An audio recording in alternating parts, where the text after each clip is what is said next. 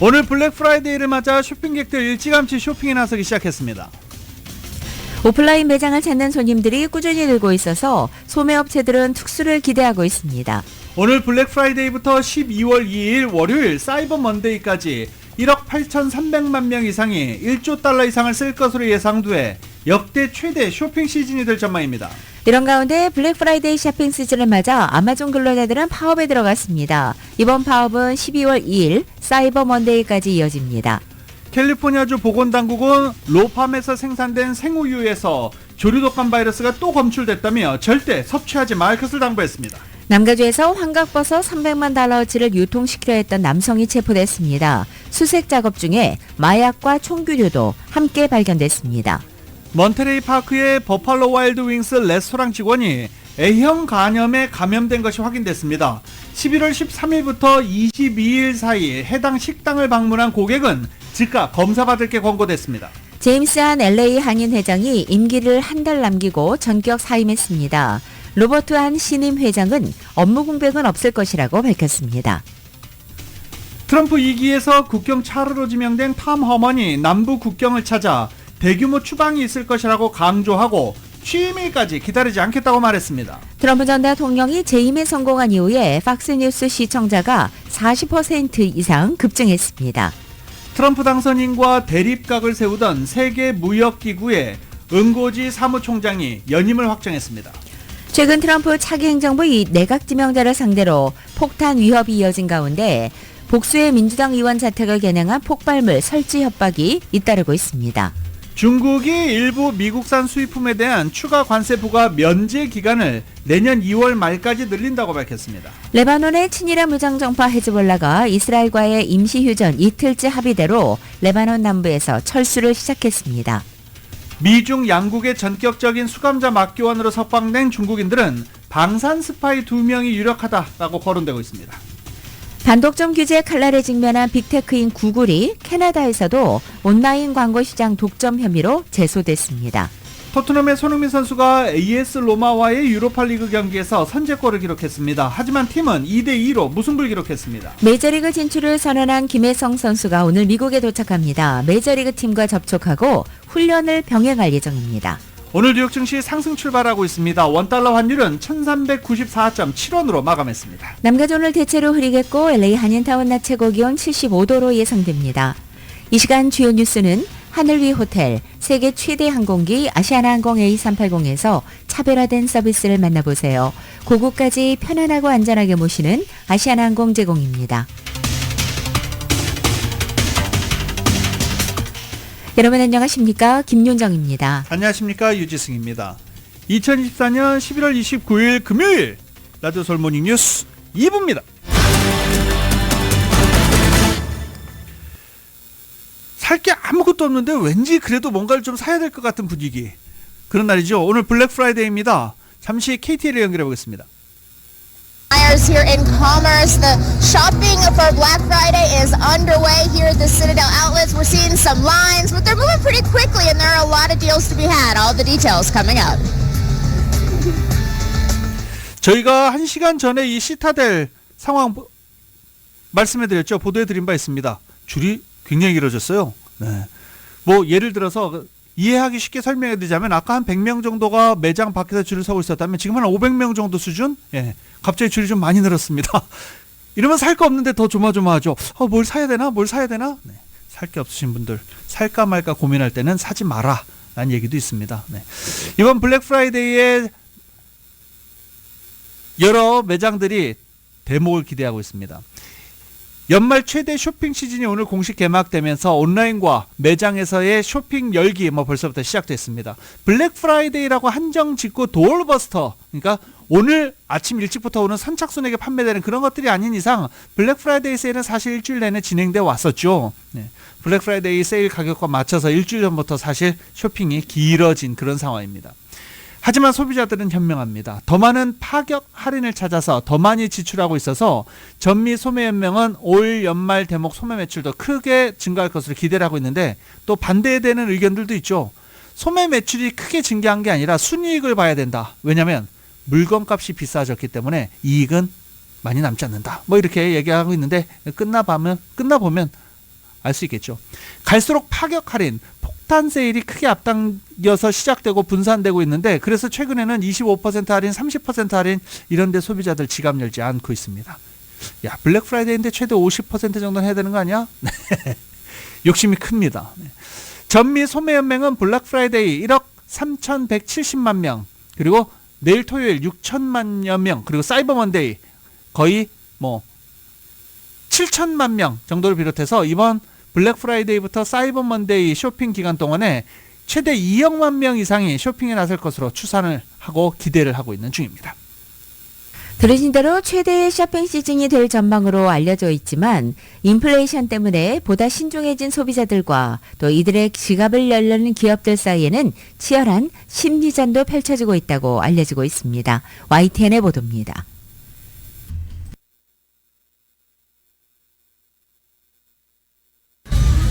미국 뉴욕 백화점에 초대형 신은조가 등장해 눈길을 사로잡습니다.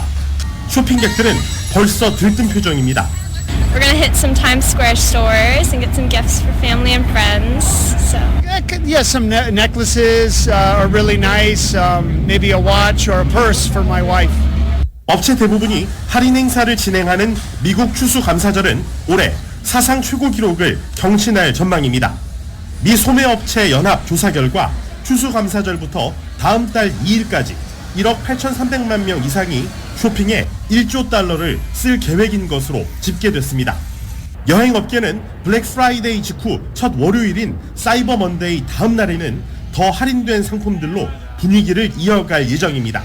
It's the best day in that post-Thanksgiving shopping period to get good deals on airfare, hotels, even rental cars. 하지만 미국 소비자들은 많이 신중해졌습니다.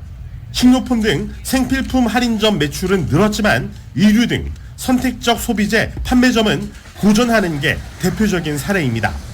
미국 소비자들의 경제 신뢰 수준을 측정한 컨퍼런스 보드 소비자 신뢰 지수는 10월에 102.6으로 석 달 연속 하락했습니다.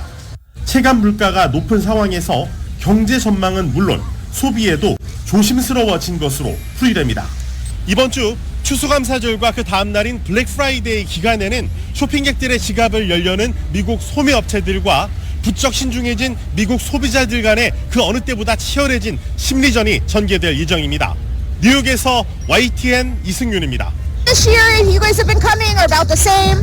I think it's busier than last year, but in years past with COVID and all that, it was a little slower. But it's busier, I think, this year than last year. Is this really nice bonding time for your family to be able to get up and do this together? Definitely.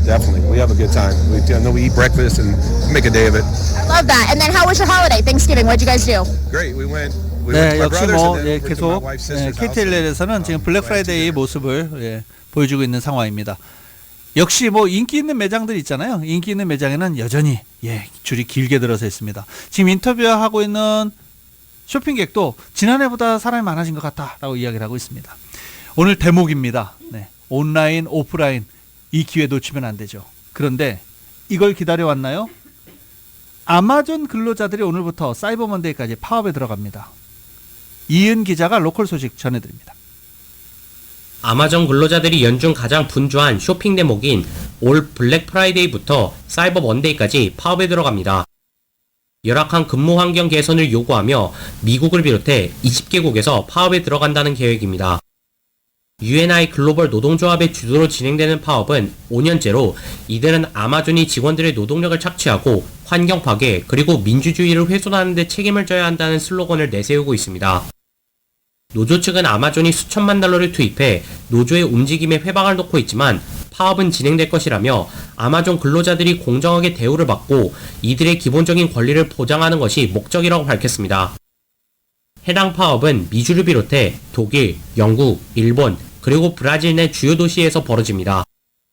한편 아마존 에일린 하드 대변인은 노조의 주장은 잘못되었다며 아마존은 근로자들에게 제대로 된 대우를 해주고 있으며 적정 임금과 안전한 근로 환경까지 갖추고 있다는 입장입니다. 몬트레이팍에 위치한 버팔로 와일드 윙스 매장에 근무하는 직원이 A형 간염에 감염된 사실이 알려지며 해당 매장을 방문한 방문객들의 주의가 요구되고 있습니다. LA 카운티 보건당국 측에 따르면 해당 직원이 근무하는 매장은 몬트레이 팍 내 4천 마켓플레이스에 위치한 매장으로 해당 직원은 A형 간염 증상을 근무 중에 보였기 때문에 보건국은 11월 13일부터 22일 사이 매장을 방문한 방문객들은 백신 접종을 받을 것을 당부했습니다. A형 간염은 전염성이 강하며 간의 치명적인 질병으로 아주 드물게 사망에 이르는 경우도 있습니다. 감염 증상으로는 발열, 피로, 황달, 복통 등이 있으며 접촉된 물건, 섭취한 음식과 음료 등을 통해 전파되어 감염될 수 있다고 합니다. 당국에 따르면 바이러스에 노출된 지 14일 이내로 백신 접종을 받으면 감염될 확률이 줄어들 수 있다고 덧붙였습니다. 백신 접종을 희망하는 주민들은 로컬 약국 혹은 의료 제공자들에게 연락을 취하면 됩니다. 가주보건국이 로팜 LLC에서 제조된 또 다른 리테일 매장 생우유에서 조류독감 바이러스가 검출돼 가주민들에게 해당 제품을 섭취하지 말 것을 당부했습니다. 로팜 LLC 회사 측은 해당 제품에 관련해 자발적으로 리콜을 시행했습니다. 생우유 제품 코드가 2024119에 유통기간이 12월 7일로 표시된 제품들이 이번 조류독감 바이러스로 리콜된 제품입니다. 해당 회사는 이미 한 차례 유사한 문제로 인해 제품 리콜을 진행했는데 당시 리콜된 제품의 시리얼 넘버는 2024-1109에 유통기간은 지난 27일까지인 것으로 확인되었습니다. 가주보건국은 리테일 매장 우유 내 발견된 조류독감과 사람이 감염된 케이스가 있는지 등 관련 조사를 진행 중이라고 밝히며 문제가 발견된 생우유 제품과 관련된 질병 문제는 아직 보고되지 않았다고 덧붙였습니다. 질병통제예방센터 CDC 측은 일반 우유의 경우 멸균 작업을 거쳐 바이러스가 통상적으로 발견되진 않지만 생우유의 경우 멸균 작업을 거치지 않는다고 밝혔습니다. 따라서 생우유를 마시게 된다면 바이러스의 감염 위험이 커진다고 주의를 당부했습니다. 땡스기빙 데이인 28일 샌퍼난도밸리 셔먼옥스 아파트 단지 주차장에서 발생한 화재로 차량 여러 대가 파손되었습니다. LA 소방당국 측은 화재는 28일 새벽 4시 20분 셔먼옥스 지역 12940 웨스트 버뱅크 블루바드에 위치한 아파트 건물 주차장에서 발생했으며 주차되어 있던 자동차 여러 대가 불탔다고 전했습니다. 이번 화재로 부상을 입은 주민들은 없는 것으로 확인되었습니다. 당국은 화재의 원인을 조사하고 있다고 밝혔습니다. 라디오설 뉴스 이은입니다. 소비자보호당국이 미국 대학 입시 표준시험인 SAT는 미끼로 개인 신용정보와 금전 등을 갈취하는 전화 사기가 기승을 부리고 있다며 주의를 당부했습니다. 최근 잇따르는 사기 유형으로는 SAT 시험 주관사인 칼리지보드 또는 기타 교육기관 직원을 사칭해서 전화를 걸어온 뒤에 자녀 이름과 학교를 말하면서 SAT 시험에 대비하기 위한 공부 자료 수령을 위해서 집 주소와 개인 크레딧카드 정보를 요구하는 행태가 주를 이루고 있습니다. 자료를 수령하면 선납한 보증금을 돌려준다는 조건입니다. 주소와 크레딧카드 정보를 제공한 학부모들은 시험 준비 자료는 물론이고 보증금도 돌려받지 못했다는 것이 소비자보호국의 설명입니다. 소비자보호국 관계자는 사기꾼들은 SAT 시험 준비 자료를 미끼로 해서 수험생과 학부모들에게 접근하고 있다며 칼리지보드는 어떠한 경우도 수험생과 학부모들에게 먼저 전화를 걸어서 크레딧카드나 은행 정보, 비밀 넘버의 개인 정보를 묻지 않는다면서 사기꾼들을 사기 행각에 결코 속지 말아야 한다고 강조했습니다. 칼리지보드가 학생이나 학부모에게 전화를 거는 경우는 문의에 답변할 때만으로 결코 먼저 전화를 걸지 않는다고 강조했습니다. 한편 칼리지보드는 자체 웹사이트를 통해서 이미 SAT 시험 준비 자료와 함께 SAT 모의고사 테스트 및 관련 자료를 공유하고 있다고 덧붙였습니다. 미국 내 영주권자를 비롯해 한국 전자 여권을 소지한 재외 국민들은 앞으로 한국 내 각종 서비스 이용을 위한 인증서를 비대면 온라인으로 발급받아 신원 확인을 할 수 있게 됐습니다. 한국 정부는 해외 체류 국민의 한국 내 디지털 서비스 접근성을 높이기 위해 재외동포 인증센터 서비스를 시범적으로 시행한다고 밝혔습니다. 그동안 해외에 거주하는 한국 국적자는 한국 내 온라인 서비스를 이용하기 위해 원거리 재외 공간을 방문해 공동 금융 인증서를 발급받아야만 했습니다. 또 인증서를 발급받아도 실제로 서비스를 이용하려면 한국 내 휴대전화 본인 확인이 요구돼 굉장히 번거로웠고 그래서 가입하려다가 에이 안 해! 라고 휴대폰 뭐 이제 속된 말로 던지시는 분들도 많죠. 그러나 앞으로는 재외국민도 재외국민 등록 후 주민등록번호 및 유효 전자 여권을 보유하고 있으면 민간 어플리케이션을 통해서 비대면으로 재외국민 인증서를 발급받아 온라인으로 신원 확인할 수 있게 됩니다. 재외동포 인증센터는 시범 서비스 기간 동안 인증서 발급을 우선으로 제공한다고 밝혔습니다. 또 서비스 개시와 함께 신한은행, 비바 리퍼블리카 앱에서 인증서 발급을 할 수 있으며 12월부터는 여러 은행에서도 함께 할 수 있게 될 것이라고 말했습니다. 또 현재 발급할 수 있는 인증서 5종 외에도 재외국민이 이용할 수 있는 인증서를 추가할 예정입니다.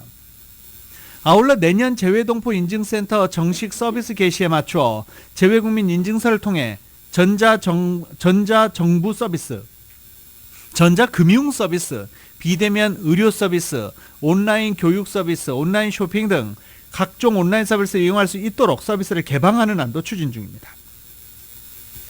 LA 한인회의 제임스 안 현 회장이 임기 만료를 한 달여 앞두고 전격 사퇴했습니다.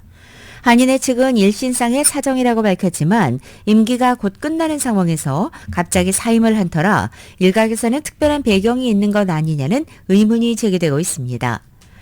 한인회 이사회에서는 제임스 안 회장의 자진 사임건에 대해 검토한 결과 차기 회장으로 로버트 한 이사의 당선이 확정됐기 때문에 이견 없이 사임을 수리하기로 결정했다고 밝혔고 남은 한 달 동안 한인회 업무는 현 한인회 임원진과 또 차기 회장 당선자가 협업에 차질이 없도록 만전을 기할 것이라고 덧붙였습니다. 한편 지난 2021년 1월 제35대 회장으로 취임한 제임스 안 회장은 첫 한인 2세 LA 한인 회장으로 주목을 끌었습니다. 임기는 2년이지만 2022년 하반기에 치러진 제36대 회장 선거에 단독으로 출마해 연임을 했고 2023년 1월부터 두 번째 임기를 지낸 것입니다. 한국어와 영어 이중 언어가 완벽한 제임스 안 회장은 코로나 팬데믹 기간에 실업수당 신청 같은 급증한 민원에 적극적으로 대응해서 한인회의 대민 서비스를 업그레이드하고 다양한 타인종 커뮤니티 또 주류사회 인사들과도 원활히 소통하면서 다수의 협업을 진행하는 등 좋은 평가를 받아와서 이번 조기 사임이 의외로 받아들여지고 있습니다.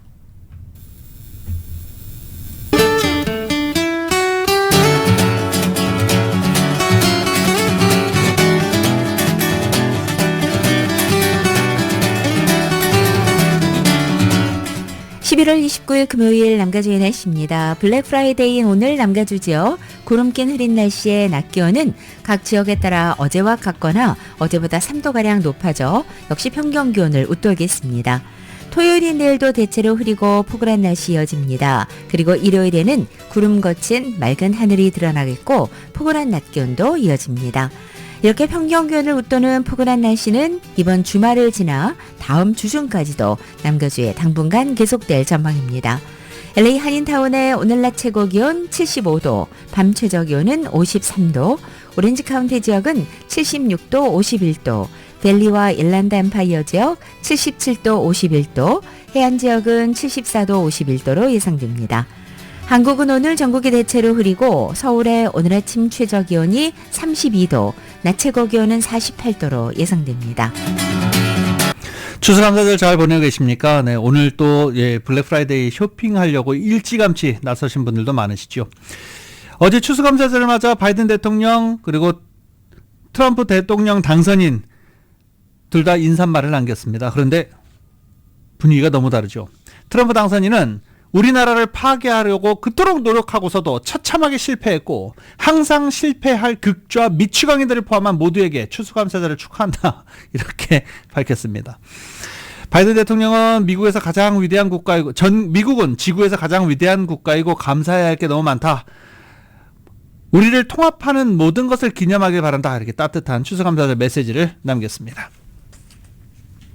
최근 트럼프 차기 행정부 내각 지명자를 상대로 폭탄 위협이 이뤄진 가운데 추수감사절이었던 어제 커네티컷주에서 복수의 민주당 소속 연방 의원들을 자택을 겨냥해서 폭발물 설치 협박이 잇따랐다고 AP통신이 보도했습니다.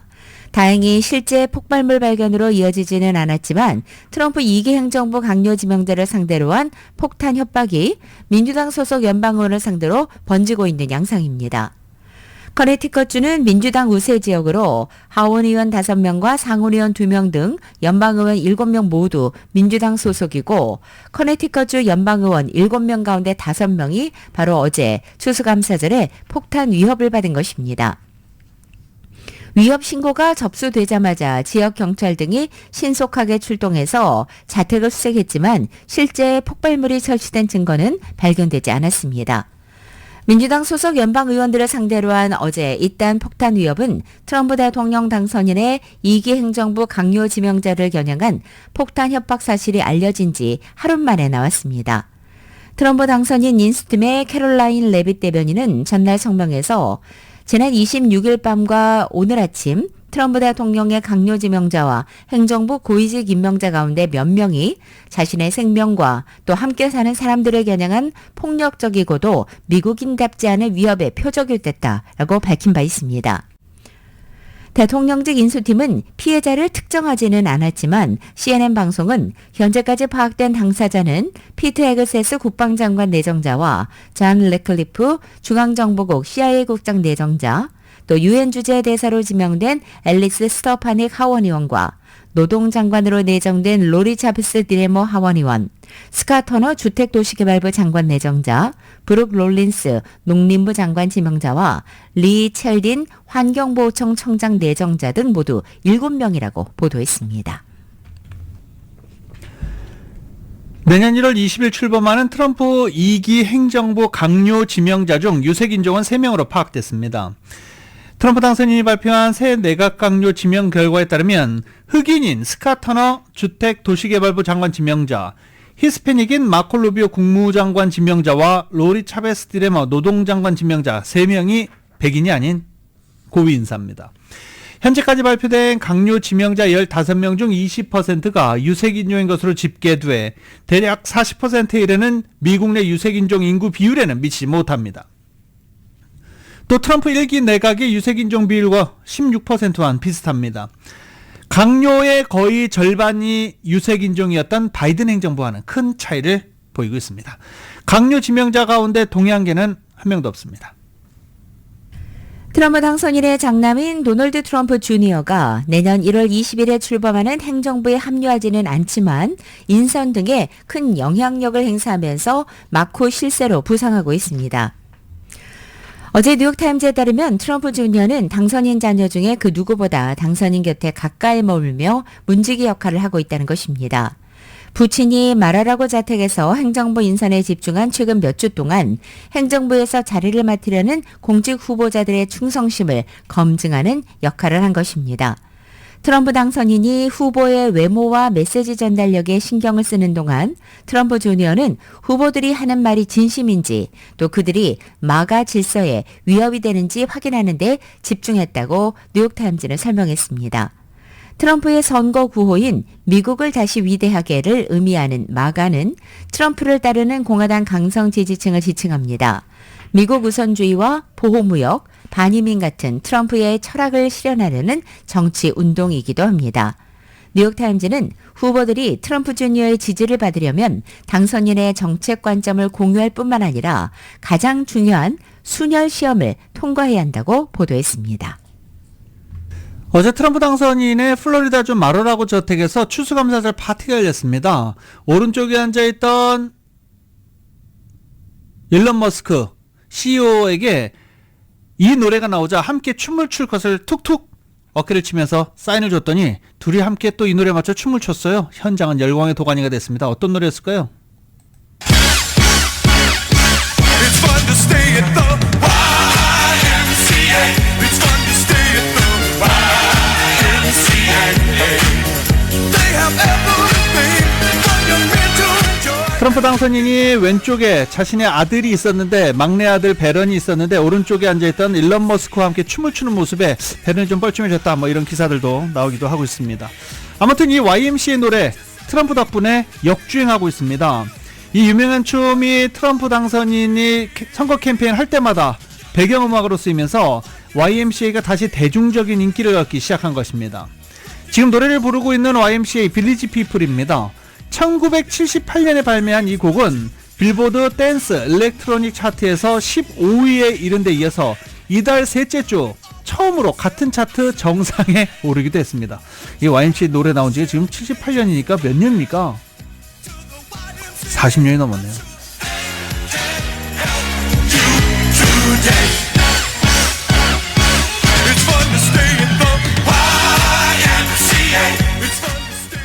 이달 들어서 검색 사이트 구글에서는 YMCA에 대한 검색 건수가 급증했고 노래 청취 빈도를 집계하는 사이트 라스트FM에 따르면 YMCA 청취 횟수는 이전보다 3배가량이나 늘었습니다. 프로풋볼 선수들은 경기장에서 트럼프 당선인의 춤 동작을 따라하기도 하는 등 지금 뭐 일단 트럼프 열풍이라고 하긴 좀 그렇지만 아무튼 YMCA 큰 인기를 끌고 있습니다. 빌리지 피플의 앨범 크루징에 수록된 YMCA는 비영리 단체 기독교 청년회가 미국 여러 도시에서 운영하는 커뮤니티 센터에 관한 내용을 노랫말에 담고 있습니다. 트럼프 전 대통령이 재임에 성공한 이후 미국의 뉴스 채널 팍스뉴스 시청자가 40% 이상 급증한 것으로 나타났습니다. 미국의 시청률 조사 업체인 닐슨에 따르면 대선이 치러졌던 11월 5일 이후 보수 성향 팍스뉴스의 일간 시청자가 전보다 40% 증가했습니다. 또 이와는 반대로 진보 성향의 뉴스 채널인 MSNBC와 CNN의 시청률은 각각 38%와 27% 감소했습니다. 팍스뉴스의 이달 6일부터 22일까지 일평균 시청자는 200만 명으로 선거 직전 1년간 평균 시청자 140만 명보다 훨씬 많이 집계됐습니다. 이에 반해서 MSNBC는 선거 직전 1년간 일평균 시청자인 84만 7천 명에서 선거 이후 52만 6천 명으로 그리고 CNN은 50만 3천 명에서 36만 6천 명으로 급감한 것입니다. 선거가 끝나고 몇 주 동안 저녁 프라임 시간대 전체 케이블 뉴스 시청자 가운데 73%는 팍스 뉴스를 시청했고 16%는 MSNBC 그리고 11%는 CNN을 시청한 것입니다. 퇴임을 앞둔 바이든 대통령이 트럼프 당선인의 관세 계획에 대해서 역효과가 있을 것이라고 비판했습니다. 민주당도 대통령에 의한 일방적 관세 부과를 금지하는 법안을 제출한 가운데 트럼프 당선인은 추수감사절 메시지에 격한 표현으로 날을 세우기도 했습니다. KBS입니다.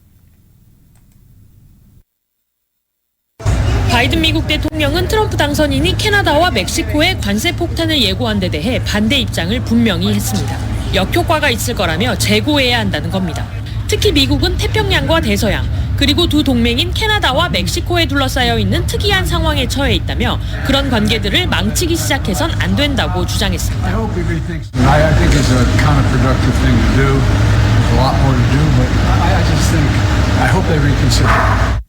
민주당은 관련 법안을 냈습니다. 하원 세출세입위원회 소속 민주당 의원 8명이 대통령 관세 남용 방지 법안을 제출했습니다. 국제비상경제권한법에 따라 미국 대통령에게 부여된 관세와 수입 할당량 부과를 없애는 내용입니다. 수잔 델벤의 하원 의원은 대통령이 미국 국민의 부담을 증대시킬 수 있는 관세 조치를 취하기 전에 의회가 대통령의 비상 권한을 제한하고 필요한 감독 기능을 수행하기 위한 것이라며 법안 제출 이유를 밝혔습니다. 다만 하원은 조만간 임기가 끝나는 데다 1월에 개원하는 의회에선 공화당이 다수당이기 때문에 이 법안이 통과될 가능성은 높지 않습니다. 트럼프 당선인은 추수감사절 축하 메시지에서 극좌 미치광이라는 표현을 사용하며 정적을 향해 날을 세웠습니다. 그들의 생각과 정책이 너무 끔찍하게 나빴기 때문에 국민들이 미국을 위대하게 만들 자신에게 압도적인 승리를 안겼다는 겁니다. 이어 걱정하지 말라며 미국은 곧 강해질 거라고 강조했습니다. 워싱턴에서 KBS 뉴스 김지숙입니다. 라디오솔 모닝뉴스 함께하고 계십니다. 잠시 뒤에 계속됩니다.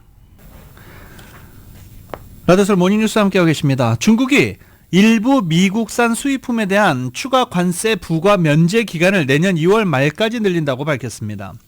중국 국무원 관세세칙위원회는 히토류, 의약용 소독제, 니켈 카드뮴 전지 등 100개 이상 미국산 수입품에 대한 추가 관세 제외 기간을 내년 2월 28일까지 연장한다고 밝혔습니다.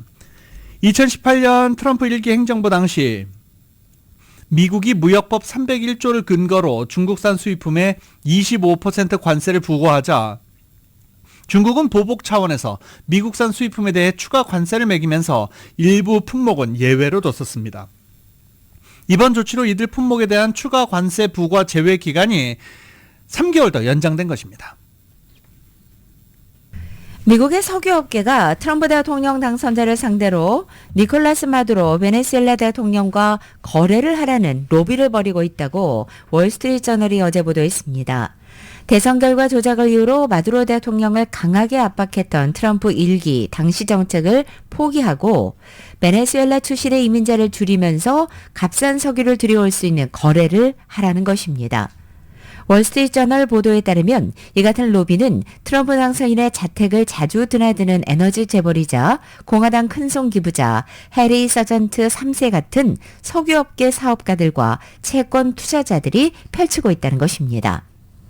서전트 3세가 설립한 플로리다주 에너지 글로벌 오일 터미널즈는 지난주 트럼프 당선인의 자택에서 불과 몇 킬로미터 떨어진 팜비치 항구에 수입 아스팔트를 들여왔는데 베네수엘라산이었습니다.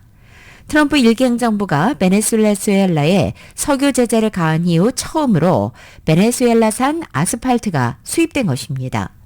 조 바이든 현 행정부가 일부 미국 회사에 베네수엘라에서 사업을 재개하도록 허가를 내준 뒤에 가능해진 일이었습니다. 이번 사업을 두고 회사 사장이자 창립자 아들인 해리 서전트 4세는 고품질의 저렴한 베네수엘라의 아스팔트가 미국으로 다시 유입된 것이 미국 납세자에게는 이익이 된 것이 분명하다고 말했습니다. 중국과 러시아는 미국의 제재를 하는 동안 석유가 많이 나는 베네수엘라에서 입지를 굳힌 바 있습니다. 경제학자와 전직 외교관 중에서도 미국의 경제 제재가 마두로를 무너뜨리지 못한 것은 물론이고 석유 수출에 크게 의존하는 경제를 더욱더 황폐화시켜서 국민의 해외 이주를 심화시켰다고 지적하는 사람들이 존재하고 있습니다. 마두로 베네수엘라 대통령은 올해 7월 대선에도 출마해서 승리를 선언했는데 바이든 정부는 개표 부정을 이유로 마두로를 당선자로 인정하지 않고 있습니다. 트럼프 차기 대통령이 마두로 대통령을 인정한다면 베네수엘라의 민주주의를 회복시키겠다는 미국의 정책 목표는 후순위로 밀려나게 됩니다. 베네수엘라 내부에서는 마두로 대통령이 미국에 석유를 공급하게 된다면 불법 체류자를 추방하는 미국발 항공편을 수용할 수 있다는 얘기도 나오고 있습니다.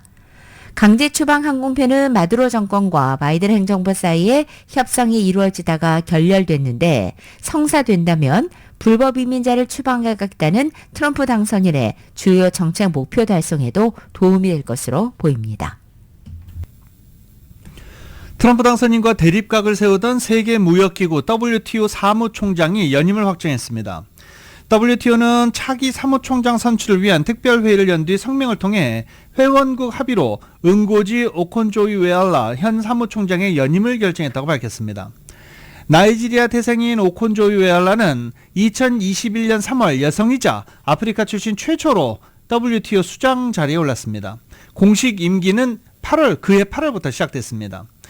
이날 WTO 회원국들이 유일하게 차기 사무총장 후보로 나눈 그의 재임에 동의함에 따라 오콘조이웨알라 사무총장은 내년 8월부터 4년간 새 임기를 이어가게 되는데 그의 연임 여부는 트럼프 당선인의 집권을 앞두고 국제사회 관심거리였습니다. 사무총장 후보로 한 명밖에 나오지 않았다. 이게 더 관심이지 않습니까? 트럼프 행정부가 출범하자 후보자들이 나오지 않았다. 이렇게 해석하는 게 맞지 않을까요? 2020년 말 오콘조이웨알라 사무총장의 첫 입후보 당시 반대 목소리를 냈던 국가는 트럼프였습니다. 이듬해 1월 바이든 대통령이 취임한 뒤에야 오콘조이웨알라 후보는 사무총장에 오를 수 있었습니다. WTO 안팎에서는 만약 사무총장 선출 절차가 늦어졌다면 오콘조이웨알라 사무총장 연임은 어려워졌을 수 있다라고 관측합니다. 트럼프가 집권한 이후에 WTO 사무총장 또 반대할 게 뻔했기 때문입니다. 트럼프 2기 행정부 출범을 앞두고 아일랜드가 흑자 재정에 미칠 영향에 촉각을 곤두세우고 있다는 소식입니다. 아일랜드가 낮은 법인세에 힘입어서 유치한 미국의 기술 제약 대기업에 경제를 크게 의존하고 있는데 이 트럼프 대통령 당선인이 미국 법인세 인하를 공언했기 때문입니다. 이 같은 대외 환경은 현지 시간으로 29일 총선에서도 주요 변수로 떠올랐습니다. 영국 파이낸셜 타임즈에 따르면 여론조사에서 약 20%의 비슷한 지지율을 보이고 있는 집권 통합 아일랜드당과 아일랜드 공화당, 또 최대 야당인 신페인당은 재정 흑자에 힘입어 저마다 수십억 유로 규모의 공공지출 계획이나 감세를 약속했다는 것입니다. 이런 가운데 파이낸셜 타임즈는 주요 정당이 흑자 재정의 뒷받침으로 호화로운 지출과 감세 약속을 내놓았다며, 그러나 트럼프가 이 쏟아지는 수도꼭지를 잠글 위험이 있다라고 지적한 것입니다. 아일랜드가 현재 다국적 대기업에 매기는 법인세율은 15%로 미국보다 6%포인트 낮은 상태입니다. 그러나 트럼프 당선인이 6%포인트 인하를 약속한 만큼 이것이 이행된다면 양국의 세율은 같아지는 것입니다. 아일랜드 재정자문위원회는 전체 법인세 수입에서 세계 미국 기업의 비중이 43%라고 밝혔고, 한 온라인 매체는 이들이 마이크로소프트와 애플, 파이자라고 지목했습니다. 라드솔 모닝뉴스 함께하고 계십니다. 어제 유로파리그 경기가 있었습니다. 토트넘과 AS 로마 간의 유로파 경기가 있었는데 토트넘과 AS 로마 2대2로 무승부를 기록했습니다. 손흥민 선수는 전반 5분 만에 페널티킥 선제골을 기록을 했습니다. 손흥민 선수의 시즌 4호 골 이렇게 숫자가 좀 늦죠? 지금쯤이면 거의 10골에 육박해야 되지 않나 싶기도 한데, 네, 아무튼 요새 주춤한 상황입니다. 그리고 유로파 리그에서 손흥민 선수의 시즌 첫 골이었습니다. 이번 시즌 손흥민 선수는 잉글랜드 프리미어리그에서만 3골, 도움 4개를 기록하고 있는 중입니다. 유럽 클럽 대항전 득점으로는 챔피언스리그 아인틀라우트 프랑크푸르트전 이후 2년 1개월 만입니다. 경기 전반 3분 파페 마타르 사르가 페널티 박스 안에서 반칙을 얻어내면서 페널티킥이 선언이 됐고, 손흥민 선수가 키커로 나서서 선제골을 기록한 것입니다. 그런데 또 이런 리드는 오래 가지도 않았어요. 바로 실점을 했고, 그리고 1대1 그리고 2대2가 되면서 결국 승리를 챙기지는 못했습니다. 이렇게 승리를 챙기지 못하면 비난은 주장과 감독이 받는 게 맞아요. 지금 뭐 손흥민 선수에 대한 비난 많이 쏟아지고 있습니다. 왜 그런 찬스를 놓쳐? 부터 시작해서 예전 같지 않다, 뭐 이런 여러 가지 비난이 나오는데, 저는 이게 빌드업 같아 보여요. 손흥민 선수와 재계약하지 말라는 토트넘, 재계약하지 않으려는 토트넘의 의사를 반영한 듯한 그런 언론의 기사가 계속 나오고 있습니다. 여기에 흔들리지 않는 게 에이전트로서는 가장 중요합니다. 2026년 6월부터 7월까지 미국과 캐나다, 멕시코 16개 도시에서 열리는 2026 북중미 월드컵에 출전하는 선수들이 심각한 열 스트레스와 탈수증을 겪을 위험이 있다는 연구 결과가 나왔습니다. 월드컵 개최 예정지 16곳 가운데 10곳이 극심한 폭염 스트레스에 노출될 수 있고, 특히 텍사스주 휴스턴과 알링턴, 멕시코의 몬테레이의 위험도가 가장 높은 것으로 분석됐습니다. 연구팀은 역대 월드컵 연구는 높은 습도나 기온이 선수들에게 부정적 영향을 미친다는 것을 잘 보여준다면서 2026년 월드컵이 열리는 6월 11일부터 7월 19일까지 북미 지역의 여름 기온이 최고조에 달하는 시기다라고 지적한 것입니다.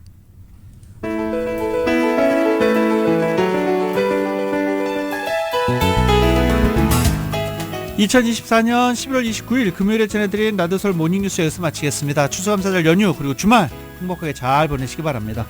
지금까지 진행의 유지승, 김윤정이었습니다. 잠시 후 9시에는 강혜신의 오늘의 미국이 방송됩니다. 함께해 주신 여러분 고맙습니다.